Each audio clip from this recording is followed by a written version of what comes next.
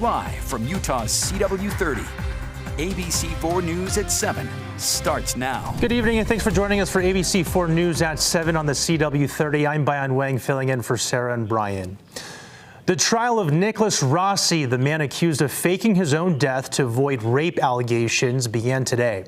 ABC4's Kate Gardner spent the day in court and has more. Nicholas Rossi's trial here in Salt Lake County is scheduled to last through Friday, and today the prosecution called to stand its first 3 witnesses, including one of the alleged victims and her mother. As Nicholas Rossi sits silently in court, the prosecution gives its opening statements. At the end of the evidence, the state will ask you to consider the testimony of the witnesses, to consider the circumstances of relationship with Nick, and the things that support her memories of what happened.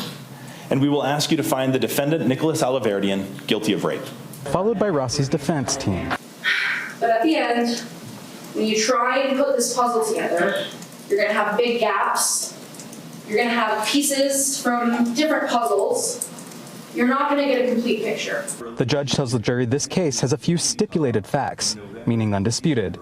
Those include Nicholas Rossi being one man, despite the many names he goes by.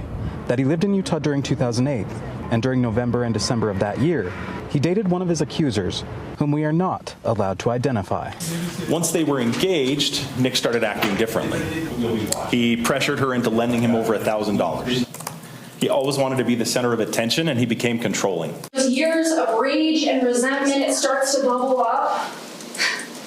And she calls the police, and she says, "That's the guy that raped me."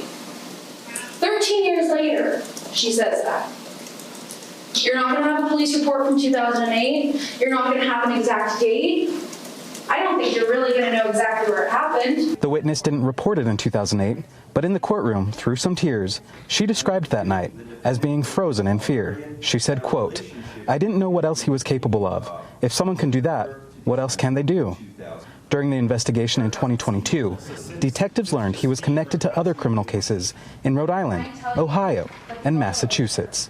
Again, this trial is slated to last throughout the week, so we'll keep you updated both on air and online at abc4.com. Reporting from Salt Lake City, Kate Garner, ABC4 News.